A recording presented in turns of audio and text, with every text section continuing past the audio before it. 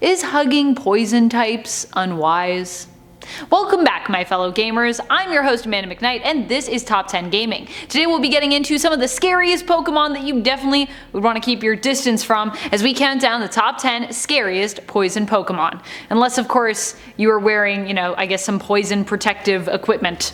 Of course, some of you out there are probably also like myself, and even if you're not wearing that protective equipment, you might want to just, befriend a poison type and maybe even find the more scary poison types super adorable. And if you are like me, one of those kind of Pokemon trainers who loves things that are scary, be sure to let me know in the comments below. Alright, now let's get counting. Number 10. Nidoking and Nidoqueen. I think just scary because of how powerful they can be. Nidoking and Nidoqueen are the much more armored and muscly evolved versions of the male and female Nidorans. But just because they have an adorable past when it comes to their evolutions doesn't mean you don't have something to be afraid of here. They remind me of a combination of dinosaurs mixed with demons or monsters, and are both poison and ground type Pokemon that could easily make you flee in terror if they wanted to, either individually or as a powerful duo. Number 9. Araados.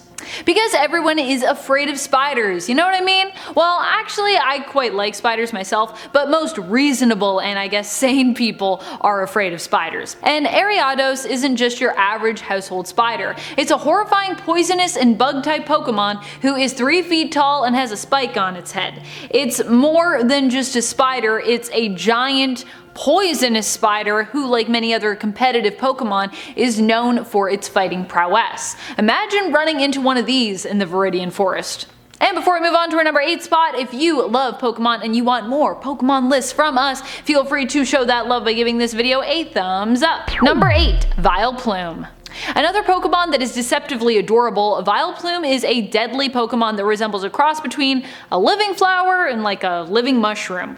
It has zero control over the poisonous spores that it constantly exudes wherever it goes. Also, its cuteness? It's a trap. The cuteness factor of Vileplume and the attractiveness of its petals are used to actually attract prey, which it then poisons to the point of paralysis and then consumes. Okay, so not as cute as it seems. Vileplume is definitely a Pokemon you'd want to stay far away from, unless you had, of course, that proper protective equipment on. Don't let yourself get consumed by this adorable yet deadly poison type. Number 7. Gengar. Some people think that Gengar is one of the scariest Pokemon out there with their mischievous smile and their bright red eyes. I personally just want to give Gengar a big hug because they look so cuddly and joyful to me. Also, I just have a thing in my heart, I think, for ghost types. But I get in general that most people are understandingly apprehensive around hugging poison types and ghost types. They might poison you after all, or they could prank you, which I feel like ghosts are very well known for in Pokemon. Still, Gengar stands out from the pack in a way that to some might make them even more frightening, or perhaps make them more approachable, I guess, depending on your standout. Would you hug a Gengar, or would you flee in terror if approached? I mean, I feel like Gengars have eaten people before and they do devour dreams, but still, they're cute, right? Number 6. Toxipex. Toxipex looks like a house of thorns and doom. Part water, part poison, it is the evolution of the also kinda scary looking Marini. Inspired by oceanic invertebrate creatures like starfish, Toxipex has tentacles protruding from its head that are much longer and larger than its main body. It uses these to move around on the ocean floor, which honestly sounds like it would be really creepy to see if you happen to go on like a deep dive. Even if you are lucky enough to survive its powerful attack, exposure to its venom still affects those targeted even after they have managed to recover, and its poisonous spines are believed to cause up to 3 days of intense pain in those exposed, even if they happen to be particularly resilient or large in size. That is some potent poison. Number 5. Muck. Muck is the evolution of Grimer. Basically just an angrier, more grown-up version who also has a more colorful Alolan version as well. Muck reminds me of classic monsters like the Blob. It's a dark and poison type Pokemon that you would be terrified to be devoured or overrun by.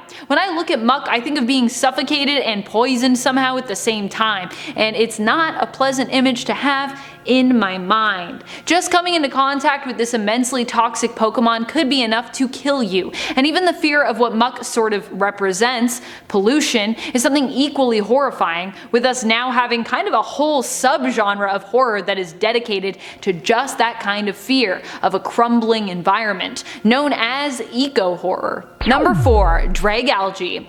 This Pokemon is another one that tries to fool you with its look. It's meant to look like kelp, but in reality is a deadly toxic dragon and poison type Pokemon with poison so strong it can even wear through the hulls of ships. Yeah, basically this is some sea monster level horror that we have here.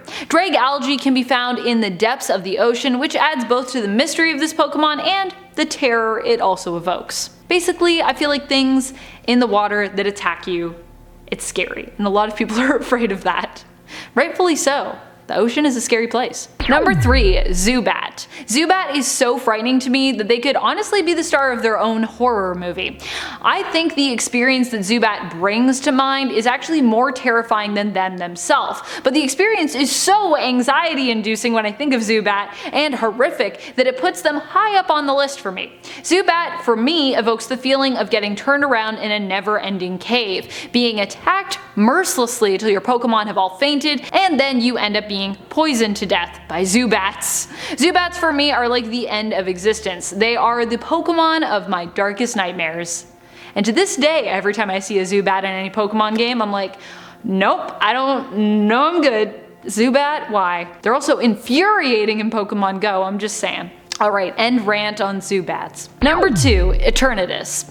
Eternitis just looks like a skeletal dragon meets a ghost. I suppose it was considered so poisonous that its creators thought it made sense to draw this Pokemon without any skin. Too toxic for skin, that is this dragon type. Eternitis is also known for being gigantic, with it measuring around 65 feet tall and up to 320 feet tall in its Eternamax form, which is even more enormous and presumably more weighty. Honestly, 328 feet tall is so tall, I can't even fathom it. I can't even imagine how tall that is. Like, that's really tall. How tall is 320 feet? That's like multiple skyscrapers or something.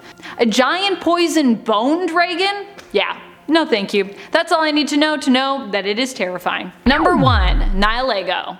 Or Nihiligo? Or Nihilego? I don't know. Nihilego? I hope I'm saying it right. I'm trying real hard, friends.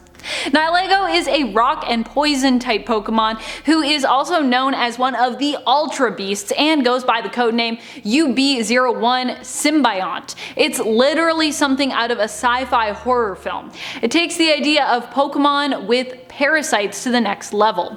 Nihilego is a parasite who can bond with or possess not just Pokemon hosts, but human ones as well, making it not just a scary Pokemon to face in battle, but also just to face as an individual person. It takes over the minds of its host, controlling their thoughts and their actions. Not only that, but it wears down your mind in the process, as it also releases a neurotoxin that helps to lower inhibitions and unlocks its host's greatest potential.